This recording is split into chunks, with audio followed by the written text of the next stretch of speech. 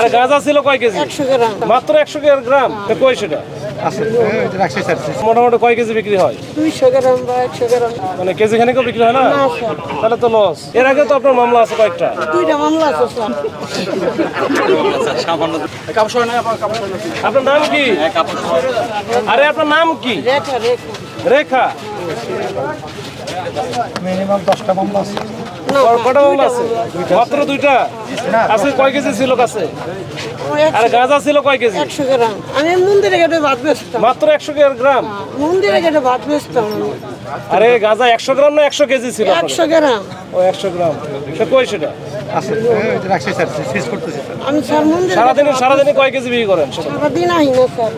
তাহলে সন্ধ্যার সময় বিকেলে আসেন? মোটামুটি কয় কেজি বিক্রি হয়? 200 গ্রাম বা 100 গ্রাম বা 300 গ্রাম, এর বেশি না। মানে কেজি খানিকও বিক্রি হয় না? না স্যার, তাহলে তো লস। মন্দিরে গেটে একটু ভাত বেচতাম। আচ্ছা যাক, আর কি করেন? এই মন্দিরে গেছে বসে ভাত বিক্রি করেন, গাঁজা বিক্রি করেন কেন? লোকে বেড়ে গেছে স্যার, এবার মাফ করেন। আর এটি এর আগে তো আপনার মামলা আছে কয়েকটা। 2টা মামলা আছে স্যার। দুইটা না 10টা মামলা, আমি তো শুনলাম 10টা, রেখার না, বিরুদ্ধে 10টা মামলা। 2টা মামলা স্যার। আপনার কাছ থেকে নাই কে? গাঁজা নাই কে? এমনি পাবলিক। সময় নাই।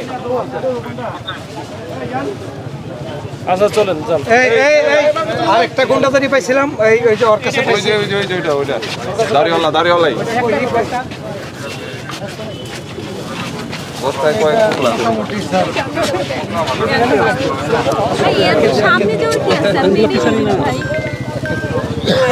ভালো গাঁজা না কি 2 নম্বর?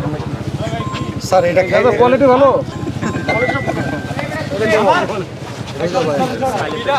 তুমি খাও না? মানে এ তো অনেক আছে, তো 1 কেজি খানি হয়ে যাবে। আচ্ছা ঠিক আছে, এই ওরা নিয়ে যাও, ওদেরকে নিয়ে যাও।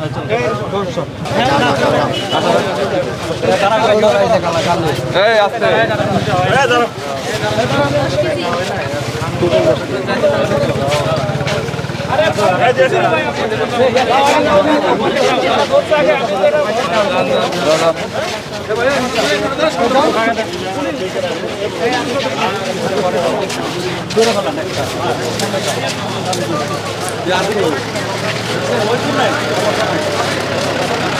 উঠা, গাড়িতে উঠাও সব।